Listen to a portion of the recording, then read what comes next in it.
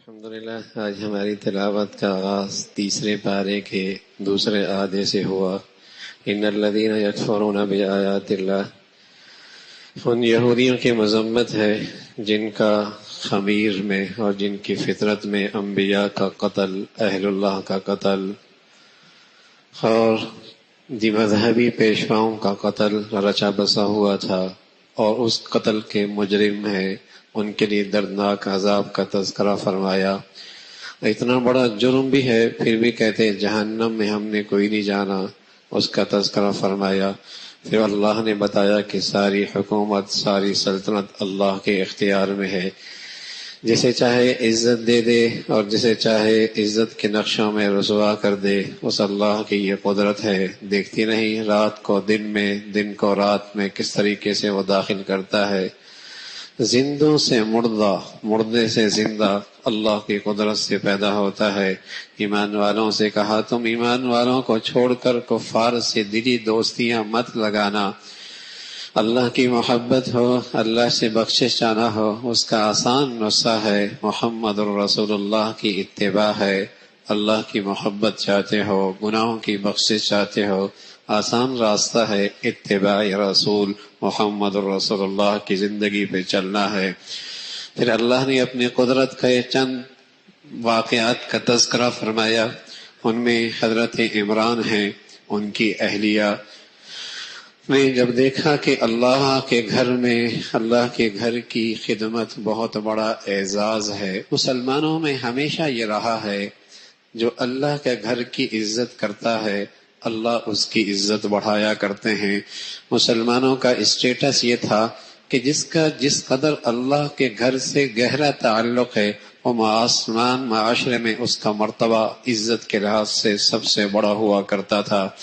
اس امت کے سب سے بڑے ابو بکر، عمر، عثمان و علی ہیں، ہمیشہ اللہ کے گھر میں آگے نظر آئے ہیں، اور کائنات میں اللہ کے بعد کوئی ہستی ہے تو محمد رسول اللہ کی ہمیشہ مسلح میں سب سے آگے نظر آئے ہیں۔ تو اس پاکیزہ معاشرے میں اللہ کے گھر کی خدمت بڑی سعادت سمجھی جاتی تھی۔ تو حضرت عمران کی اہلیہ نے نظر مانی، اے اللہ مجھے اولاد دے دے، مجھے بیٹا ہوگا تو وہ بیت المقدس کی خدمت کے لیے وقف کر دوں گی۔ اللہ کی شان، بیٹا نہیں ہوا، بیٹی ہوئی، تو کہنے لگی اے اللہ میری یہ چاہت، میری یہ خواہش کیسے پوری ہوگی؟ تو اللہ نے تسلی دی کہ مریم جیسی بیٹیوں پر تو ہزاروں بیٹے قربان کیے جا سکتے ہیں۔ اللہ نے اس بیٹی کی نظر قبول کر لی، اور اس کی کفالت اللہ اس وقت کے سب سے اچھے انسان حضرت زکریہ علیہ السلام کے زیر سرپرستی ہوئی۔ بچپن ہی میں اس بچی کو کرامات نصیب ہوئی، اور بے موسم کے پھل ان کی آنکھوں کے سامنے آ جاتے، اور اللہ اپنے خزانوں سے بے موسم کے پھل انہیں کھلاتے۔ تو حضرت زکریہ کی اولاد کوئی نہیں تھی، عمر 100 سال سے اوپر ہو چکی تھی، اور اہلیہ بانجھ تھی، وہ بھی بوڑھی تھی۔ جب بے موسم پھل اس بچی کے پاس دیکھے تو ان کے دل کے اندر بچی کی خواہش پھر ابھر آئی، پھر تازہ ہو گئی، اور اللہ سے فریاد کی، اے اللہ آپ اسے بغیر موسم کے پھل دے سکتے ہیں۔ اگرچہ اولاد کا موسم میرا اور میری اہلیہ کا کوئی نہیں، لیکن آپ کی قدرت میں، آپ کے خزانوں میں کیا کمی ہے، مجھے بغیر موسم کے اولاد نصیب فرما دے۔ تو اللہ نے حضرت زکریا کی یہ شکستہ دلی کی اور یہ فریاد سنی، اور بیٹا دیا جس کا نام یحییٰ تھا، جو عبادت میں اور زہد میں امامت اور سعادت کا حامل تھا۔ اللہ رب العزت نے وہ اولاد نصیب فرمائی۔ یہ دونوں چیزیں اللہ کی قدرت ہیں، لیکن اس سے آگے اللہ کی قدرت اس سے بڑھ کر ہے۔ وہ کیا؟ اللہ نے مریم کو پھر بیٹا دیا، اور اس بیٹے کا نام عیسیٰ علیہ السلام ہے۔ حضرت عیسیٰ علیہ السلام کی جب حضرت مریم کو امید ہوئی تو حضرت مریم کہنے لگی اللہ میرا بیٹا کیسے ہوگا، مجھ سے کسی مرد نے مجھے چھوا ہی نہیں، میری اولاد کیسی ہوگی؟ فرمایا ایسی ہی ہوگی، اور جب اللہ چاہ لے تو اللہ کسی چیز کا محتاج نہیں ہوتا۔ پھر حضرت عیسیٰ علیہ السلام کو اللہ نے نبوت کا تاج پہنایا، اور اس وقت کا لحاظ سے معجزے عطا فرمائے. آپ مٹی کے پرندے بناتے اور انہیں پھونکتے، اس میں زندگی آ جاتی. اندھے مادرزاد اندھے پیدا ہوتے، آپ ان کے ہاتھ چہرے پہ پھیرتے، انہیں صحت مل جاتی. یہ سارے معجزے حدیث علیہ الصلوۃ والسلام نے دکھائے. لیکن یہودی بجائے اس کے کہ آپ پر ایمان لے آتے، آپ کے جانی دشمن ہو گئے. وہ آپ کو مارنا چاہتے تھے، اللہ آپ کو بچانا چاہتا تھا. اللہ کہہ رہا انہوں نے مکر کیا آپ کو مارنے کی، اللہ نے تدبیر کی آپ کو بچانے کی، اللہ کی تدبیر کامیاب ہو گئی. یہودیوں کا عقیدہ ہے کہ ہم نے عیسیٰ علیہ الصلوۃ والسلام کو پھانسی دے دی. عیسائیوں کا عقیدہ ہے کہ پھانسی دی گئی، پھر وہ قبر میں دفن ہوئے اور 3 دن کے بعد پھر زندہ ہو کر آسمانوں پہ چلے گئے. اس وقت کا ایک اور اس بر صغیر کا ایک اور کافر پیدا ہوئے جنہیں قادیانی کہتے ہیں. ان کا عیسیٰ علیہ الصلوۃ والسلام کے بارے میں یہ عقیدہ ہے کہ آپ کو پھانسی پہ لٹکایا گیا، آپ زخمی ہو گئے، آپ کے شاگردوں نے آپ کا علاج کیا اور پھر آپ صحت مند ہو گئے، کشمیر میں چلے گئے، وہاں پھر آپ کا انتقال ہوا. مسلمانوں کا عقیدہ کیا ہے؟ مسلمانوں کا عقیدہ یہ ہے کہ کفار آپ کو مارنا چاہتے تھے، اللہ نے آپ کو زندہ آسمانوں پہ اٹھا لیا اور قرب قیامت میں پھر آپ دنیا میں تشریف لائیں گے اور محمد رسول اللہ کی شریعت کے مطابق پھر زندگی گزاریں گے. اسی کا اللہ نے تذکرہ فرمایا ہے کہ عیسیٰ علیہ الصلوۃ والسلام کو ہم نے آسمانوں پہ ہٹا لیا اور اس کو آسمانوں پہ بلا لیا، اس کا تذکرہ فرمایا. پھر وہ جو وفد نجران کا آیا تھا جن کے سامنے دلائل پیش کیے گئے لیکن ماننے کے لیے تیار نہ ہوئے، تو اللہ کے نبی صلی اللہ علیہ وسلم نے انہیں چیلنج کیا، آؤ مباہلہ کرتے ہیں. مباہلہ کہتے ہیں تم اپنے گھر والوں کو اپنے بچوں کو بلاؤ، ہم بھی اپنے بچوں کو بلاتے ہیں اور میدان میں آ کر بد دعا کرتے ہیں، جو غلط ہے اے اللہ تو اسے ہلاک کر دے. تو عیسائیوں کے پیشوا سمجھ گئے اس میں ہمارے لیے ہلاکت یقینی ہے، راہ فرار اختیار کر لی. پھر اللہ رب العزت نے فرمایا ابراہیم علیہ الصلوۃ والسلام یہودی نہیں، عیسائی نہیں، مشرک نہیں، وہ تو موحد ہیں بلکہ توحید کے علم بردار ہیں، مسلمان ہیں. اس کا تذکرہ فرمایا. پھر ان اہل کتابوں کی مذمت فرمایا یہ سازش کرتے ہیں، نفاق کا مظاہرہ کرتے ہیں، صبح ایمان لاتے ہیں، شام کفر اختیار کرتے ہیں تاکہ سادہ لو مسلمانوں کو پریشان کر دیا جائے. کہ پھر اللہ رب العزت نے ان کی مذمت فرمائی کہ وہ مسلمانوں کا مال کھانا حلال سمجھتے ہیں، اس کی مذمت فرمائی. پھر اللہ رب العزت نے فرمایا کہ ہم نے سارے نبیوں سے عہد لیا تھا کہ اللہ کے حبیب کی اتباع اور آپ کی نبوت پر ایمان لانا ہے، اور اللہ کو اسلام کے سوا کوئی اور دین پسند نہیں. اللہ کے ہاں صرف جو دین اور دستور زندگی پسند ہے وہ صرف اسلام ہے. کفار پر اللہ کی بھی لعنت، اللہ کے رسول کی بھی لعنت اور سارے انسانوں کی لعنت ہے. کل قیامت میں جب ان کی پکڑ ہوگی تو اگر ساری دنیا کا بھرا سونا بھی دے دیں گے تب بھی ان کی نجات اور چھٹکارا نہیں ہوگا. پھر چوتھے پارے کے آغاز میں بتایا کہ نیکی کا اعلیٰ درجہ یہ ہے کہ اللہ کے راہ میں اپنی سب سے پسندیدہ چیز کو خرچ کرو. یہ نیکی کا بہت اعلیٰ درجہ ہے. سبحان اللہ. جب یہ آیت اتری تو کوئی اپنا سب سے قیمتی گھوڑا لے آیا، کوئی اپنا سب سے قیمتی باغ لے آیا، کوئی اپنی سب سے قیمتی باندی لے آیا. جو جس کے پاس قیمتی چیز تھی وہ اللہ کے راہ میں پیش کر دی تاکہ نیکی کا سب سے اعلیٰ مرتبہ یہ ہمیں نصیب ہو جائے. پھر اللہ نے بتایا کہ روئے زمین پر اللہ کا سب سے پہلا گھر بیت اللہ ہے. اللہ کا دنیا میں سب سے پہلی عمارت بیت اللہ کی ہے اور اس کو یہ عزت اور مرتبہ ملا ہے کہ اس کے بنانے کا حکم اللہ نے دیا. اس کا نقشہ جبرائیل امین نے تیار کیا اور اس کو بنانے والے اور مزدوری کرنے والے ابراہیم علیہ الصلوۃ والسلام، اسماعیل علیہ الصلوۃ والسلام ہیں. فرمایا جس کے اندر طاقت موجود ہے اس گھر تک پہنچنے کی تو وہ وہاں ضرور جائے، اس پہ حج کرنا فرض ہے، اس کا تذکرہ فرمایا۔ اور ساتھ اس میں اللہ کی طرف سے وہاں بڑی رحمتیں برکتیں ہیں، بڑی رحمتیں برکتیں ہیں، وہاں مقام ابراہیم ہے اور وہاں امن ہے، اس کا تذکرہ فرمایا۔ پھر اللہ رب العزت نے اہل ایمان سے کہا کہ اگر تم کفار کی اتباع کرو گے یہ تمہیں بے دین بنا دیں گے، یہ تمہیں بے دین بنا دیں گے اور تم بے دینی کی طرف چلے جاؤ گے۔ اللہ سے ڈرو اور تمہاری زندگی بھی اسلام پہ ہو، تمہاری موت بھی اسلام پہ ہو۔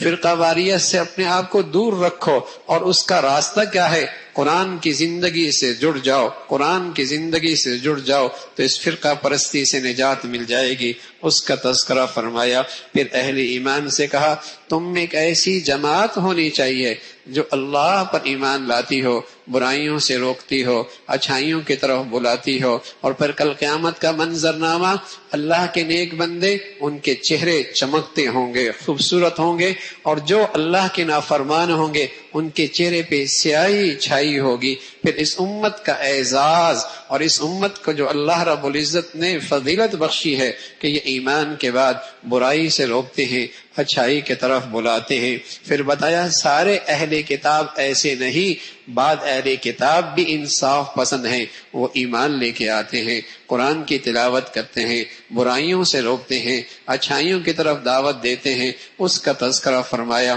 فرمایا اللہ کی نافرمانی پر، کفر پر موت آ گئی تو نہ مال کام آنا، نہ اولاد کام آنا، اور ہمیشہ کا جہنم کا سامان کرنا۔ پھر اہل ایمان کو تنبیہ فرمائی تم کفار کو اپنا رازدار نہ بنانا، اس لیے کہ وہ کبھی تمہارے خیر خواہ حقیقت میں نہیں ہو سکتے۔ ان کے دلوں کے اندر جو بغض ہے زبان پر آنے والے بغض سے زیادہ ہے، اور کبھی کبھی وہ اپنے اس بغض کا اظہار بھی کرتے ہیں۔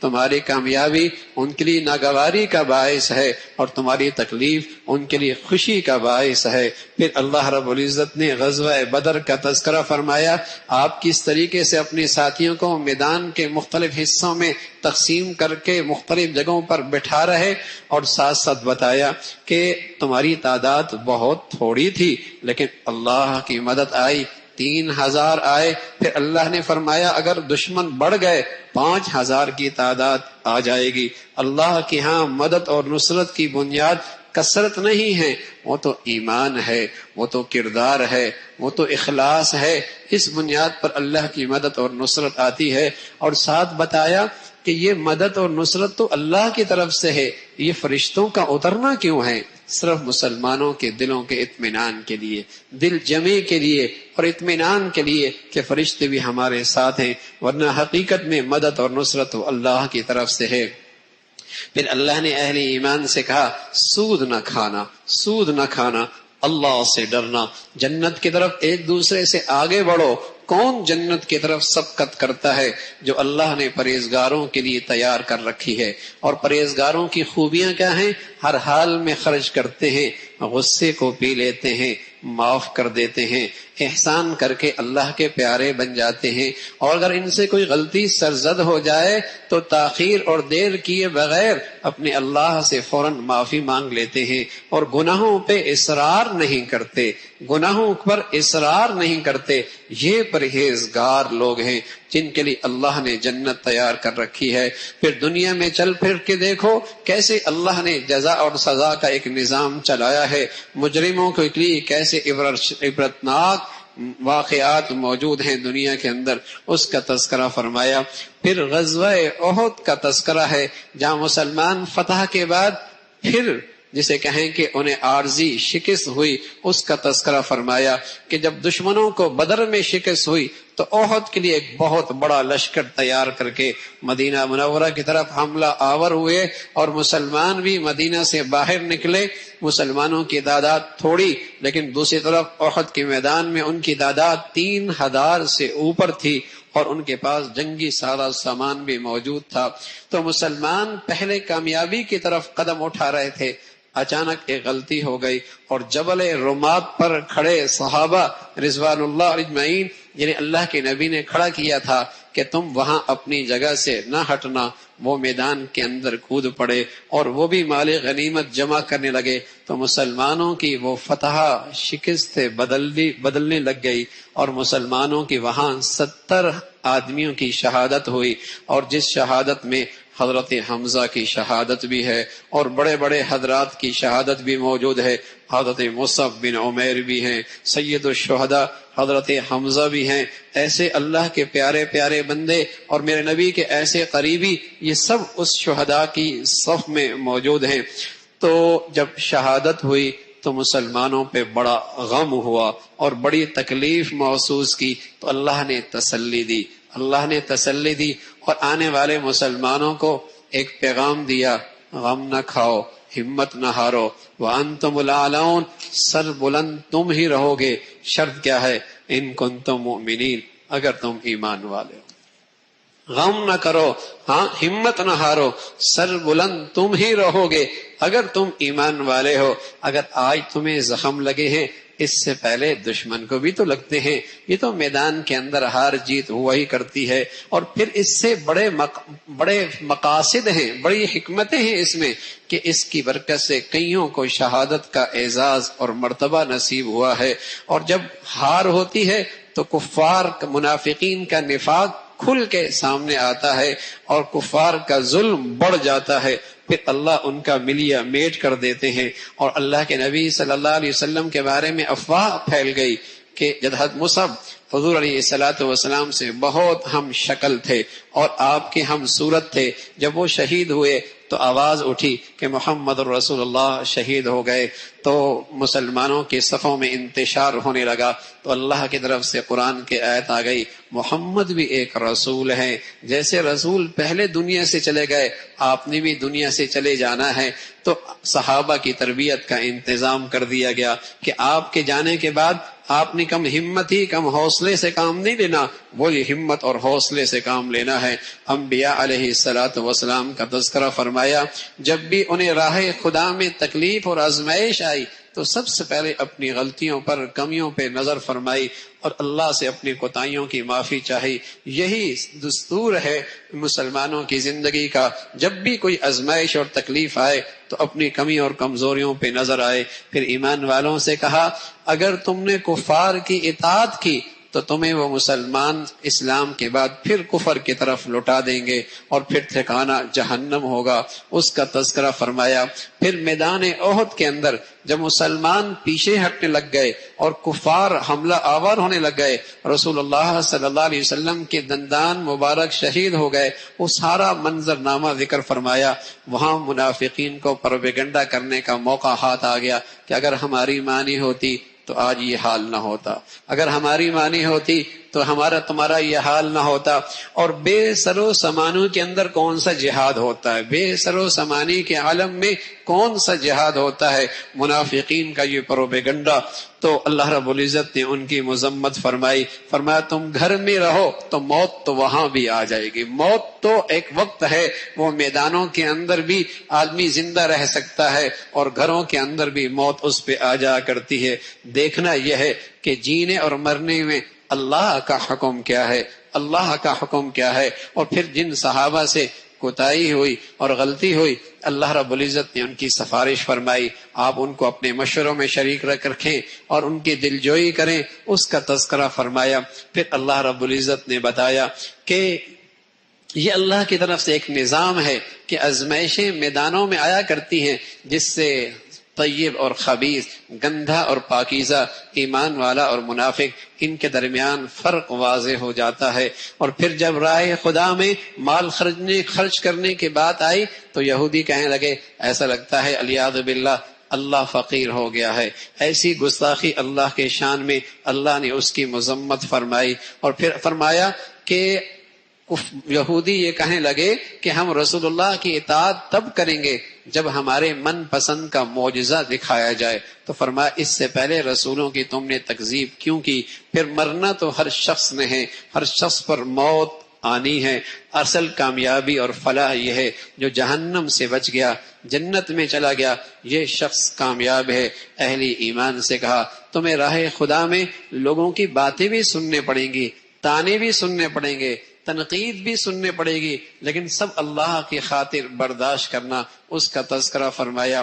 پھر عقل والوں کا تذکرہ فرمایا، وہ اللہ کی عظمت میں اور زمین و آسمان کے اس نظام میں غور کر کے اللہ کی عظمت، اللہ کی معرفت حاصل کرتے ہیں اور اللہ کے سامنے فریاد کرتے ہیں، دعائیں کرتے ہیں۔ پھر اللہ نے ایک ضابطہ بتایا، اگرچہ مرد عورت کی تخلیق میں فرق ہے اور دونوں کے دائرہ زندگی خدمت دائرہ کار میں بھی فرق ہے، لیکن اللہ کو پا لینے میں دونوں برابر ہیں، جنت کو پا لینے میں دونوں برابر ہیں، اللہ تک پہنچنے میں دونوں برابر ہیں۔ پھر جو ہجرت کرتا ہے، جو جہاد کرتا ہے، اللہ اس کی محنت کو ضائع نہیں کرتا، اللہ کے ہاں اس کا بہت اجر و ثواب ہے۔ پھر اللہ نے بتلایا کہ کفار کی دنیاوی چمک دمک تمہیں دیکھ کر کہیں دھوکے میں نہ پڑنا، اس لیے کہ یہ تو بہت تھوڑا سامان ہے اور وقتی چمک دھمک ہے، آخر پھر ان کا ٹھکانہ ہے۔ اہل ایمان جو ایمان کی زندگی اختیار کرتے ہیں، اللہ نے جنت کی شکل میں ان کی مہمانی تیار کر رکھی ہے۔ پھر اللہ نے اہل ایمان سے کہا، ایمان والو دین پہ جمے رہو، ایمان والو دشمن کے مقابلے میں تمہارے اندر شجاعت اور استقامت زیادہ ہو، ایمان والو ہمیشہ دشمن کے مقابلے میں چکنا رہو، اللہ سے ڈرتے رہو، فلاح تم ہی پاؤ گے، فلاح تم ہی پاؤ گے۔ اور اس طرح سورہ عمران کی آخری آیت میں یہ 4 نصیحت فرما کر نجات کا اور فلاح کا نسخہ دے دیا۔ اللہ عمل کی توفیق نصیب فرمائے۔